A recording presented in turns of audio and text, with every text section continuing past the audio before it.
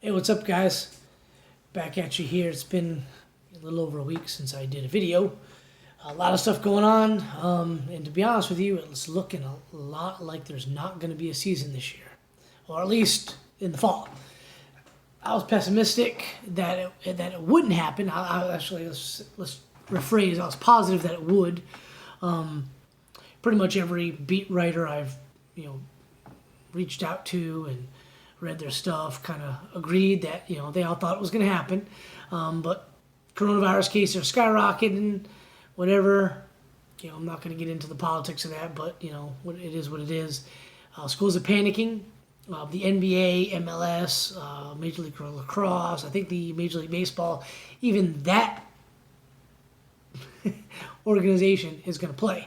NFL is going to play. Everyone's going to play. NHL, everyone's going to play, but it looks like college football is not going to happen. Governor of South Carolina came out and said he is going to forbid them from playing if coronavirus cases don't get out of control. Newsflash, they're not going to get out of control. It's not going to stop. But whatever.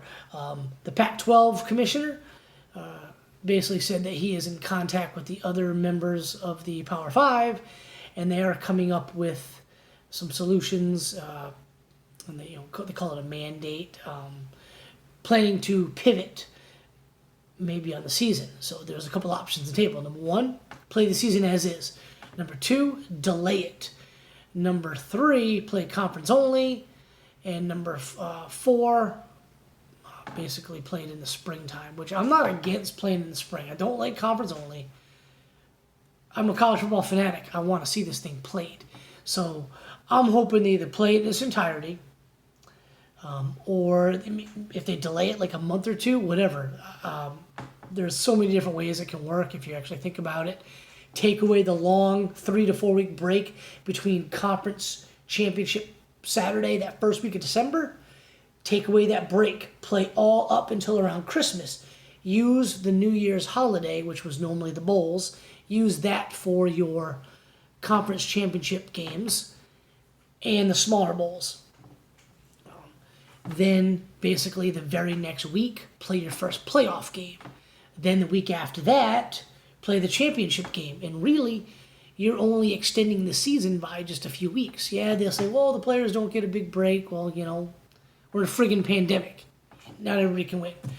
So the other scenario that I'm not opposed is to playing in the spring. Now, the version of the spring in the South is much different than the version of the spring in the Midwest, and West Coast Pac-12 country. So I don't really know what that entails, what month that would start.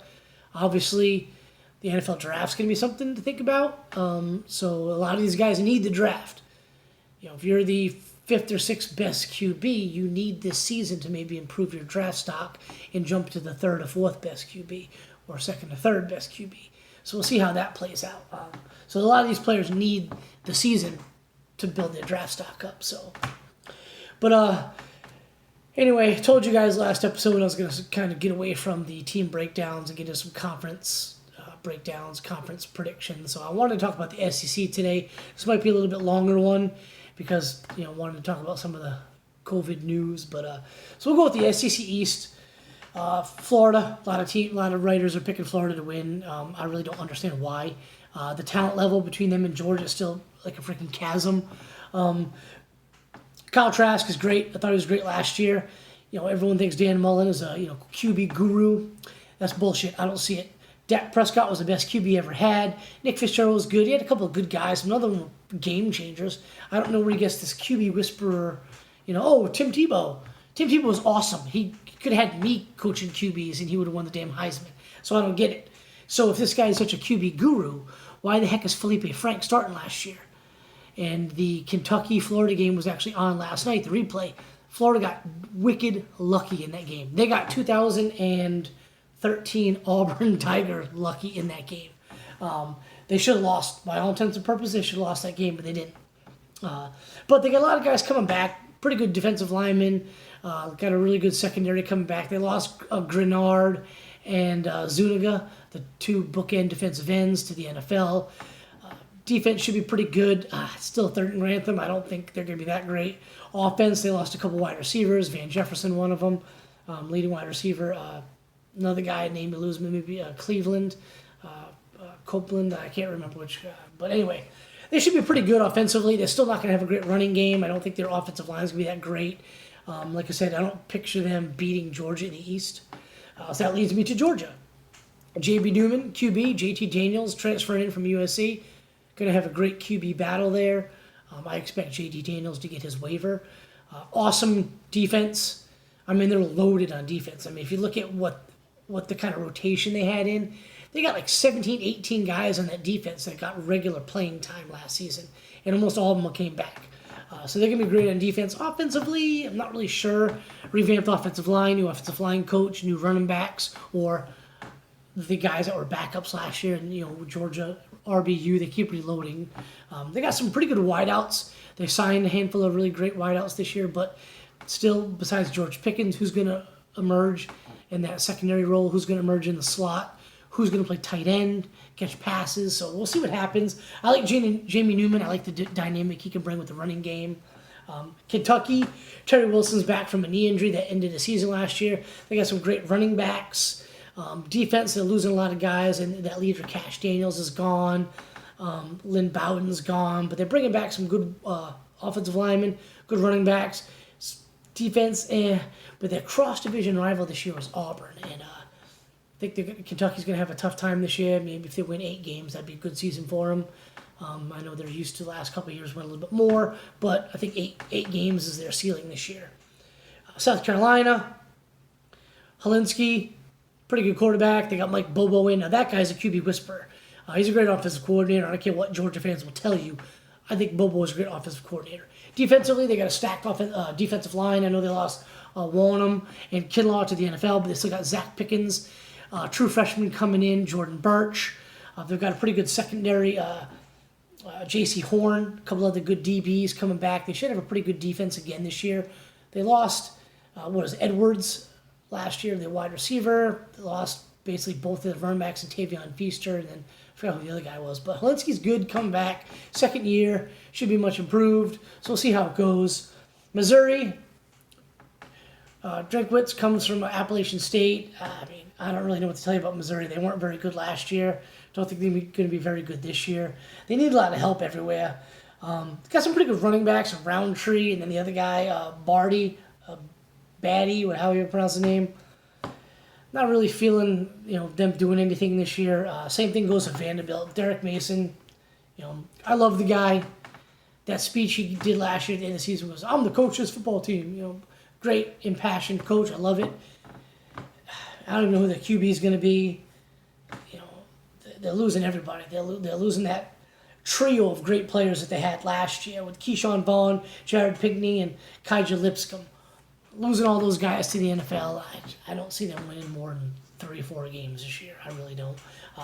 So Vandy and Missouri will bring up the bottom of the SEC East. The West is a little bit better this year as far as competitive-wise because I think Texas A&M is going to take a step up. But I got Alabama finishing first in the division. Mac Jones, Najee Harris, Jalen Waddle, Devonta Smith. Their defense is going to be pretty good. It'll be a lot better, in my opinion. Dylan Moses is going to be back. Alex Leatherwood at left tackle. The left guard, I can't remember that guy's name, but he's a mountain of a man, 6'7", 360. So I think they're going to be much improved defensively. Offensively, they should just keep rolling. They're losing Ruggs, they're losing Judy, but I just don't see how you're going to stop them. Mac Jones played pretty well. Again, it's hard not to play well with that stable of wideouts. So we'll see this year, which I really don't think is going to make a big difference, but we'll see if something happens this year with just Devonta Smith and Jalen Waddle. But, I've said before, I think Jalen Waddle could be the best wide receiver in the conference, even better than Jamar Chase. So, second team, I got Texas A&M. Year 3 into Jimbo. I know they just got pinched for some violations. Whatever, I don't think it's going to really harm them this year. 16 starters back, 8 of them on offense. Kellen Mond, senior. Like I said, third year into Jimbo. I expect Mond to be much, much better. I expect the entire offense to be much better. They lost some guys on defense, but I still think they should be competitive. They still should probably compete with Alabama for that Western Division crown, I think. Then LSU, no Burrows, no Brady. You got Miles Brennan at QB. Jamar Chase, one of the best wide receivers in the country. Bo Pelini is leading the defense. Come back played as defense coordinator. You got Stingley, and what's the other kid's name? Number 3. For some reason I forgot his name, but anyway, they're back in the secondary. They should have a solid team, but almost their entire starting 22 went to the NFL last year, almost. And I just don't see how they're going to replace all those guys and really compete. They might be like one more year out, because I know that they're recruiting at an elite level. They got a running back last year. For some reason, the kid's name eludes me. 5-star, committed to Georgia for a while, blew his knee out. God, it's going to tick me off that I can't remember his name. But anyway, so he'll be back. So I think they're going to be a great team. They just don't think that they're going to finish higher than 3rd in the SEC West. But like I said, next year, the year after, they should be poised to take another jump. Then I got Auburn, Chad Morris, the play caller. Really? Is Gus really going to allow that? I don't know. I doubt it. But, they're going to have a good defense. Owen Papo, but they lost. Owen Papo at linebacker, but they lost so many guys. I know they're bringing back the defensive end, Big Cat Bryant, but they lost all those great defensive linemen. And I just don't see, kind of like LSU losing all those guys, I don't see how Auburn has that kind of defense that did the last couple of years with all those guys. I know they're recruiting pretty good, but I just don't see it. Offensively, they should be much better with Bo Nix second year. Like I said, if Morris gets to call the plays, we'll see how that goes. But I think Nick should be much improved. Offense should be better, even though losing Booby Whitlow. But they got Tank Bigsby coming in, true freshman from LaGrange, Georgia. I think that kid's legit. Besides Zach Evans going to TCU, I think Tank Bigsby is the best running back in the country. And he could prove that this year. He's probably going to end up being the bell cow. I saw it on Twitter that he's going to be number 4. And that dude's a beast. I saw him play in high school. Kid's legit. Reminds me a lot of Leonard Fournette, Todd Gurley. Maybe the attitude of Fournette, but the skill and speed and shiftiness and vision of a Gurley. So the kid's going to be legit. So offensively, they should be better. Defense, I think they're going to take a step back. Next team I got, Ole Miss, Lane Kiffin. I'm on the Kiffin train. I think the guy's awesome. John Rice Plumlee, I think that's how you say his middle name. Anyway, but 1,023 yards rushing. They've also got Matt Corral at QB. Plumlee's just that great dual threat. Elijah Moore at wide receiver. He could possibly be another in that top 5-6 group of best wide receivers in the SEC. I think they're going to be 4th or 5th in the SEC West. Still think it's going to take them a few years, get Kiffin, get some more recruits in there. Defensively, they were awful last year. Plumlee was running for his life, running all over people, but defensively, they just couldn't stop anybody. I think it's probably going to be the same thing this year, but much like LSU, and I think next year could be the year that they take a big step up. Mississippi State, Stanford transfer KJ Costello. That's huge for them. He's a Pac-12 guy like Leach was last few years at Washington State. I think Leach is going to put up some points and make them fun to watch, but it's going to take a while if he doesn't get his, if his mouth doesn't get into trouble and his ass canned. But it's going to take him a while to get his guys in place to really be competitive. Defensively, they're not that great. They got to find some playmakers on offense, wide receiver, running back. KJ Costello is there, and he's good. Kylin Hill is a good running back. Some people think he might be one of the most underrated running backs. I don't know. But, again, under Mike Leach's offense, these guys could have huge years statistically. I just don't know how many games they're going to win. I'm thinking maybe 4 to 5 tops. They'll beat Arkansas, who's last on my list, and I really don't have much good to say about them. Sam Pittman, awesome offensive line coach. Now he's a head coach of Arkansas. He's going back home to the Hogs. Can he do anything? He's recruiting pretty decently for Arkansas. Right now, they could turn it around in a couple of years. They haven't won an SEC game since 2017. I think that probably changes this year. I think they bite somebody, whether it's Mississippi State, Ole Miss, maybe Auburn. I don't know. They're not. They got some pretty good guys. They got them on a national signing day. They got some decent recruits coming in. Kendall Briles, the Baylor, rape supporter, I guess what you call it. He's the offensive coordinator. They got Barry Odom, defense. I like Odom. I thought he got a raw deal. I was Missouri. They got a raw deal. Felipe Franks transferred in.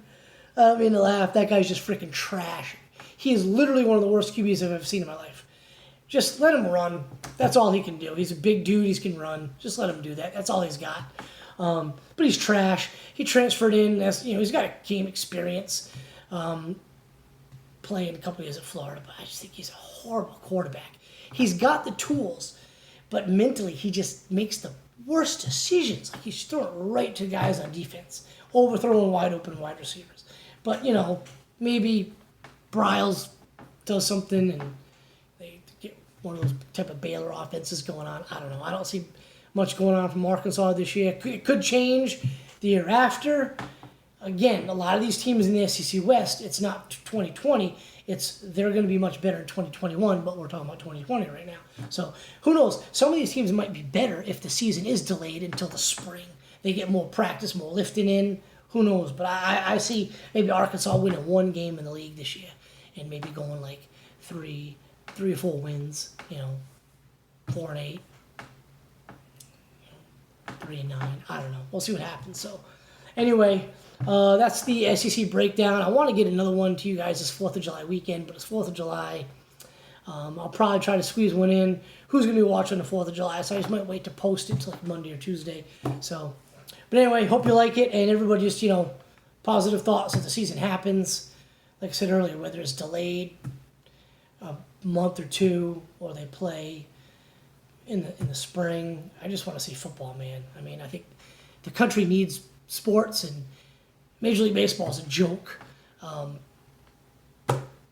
think country needs anything they can get right now. Any positive news, college football brings that because it's the best sport in the world.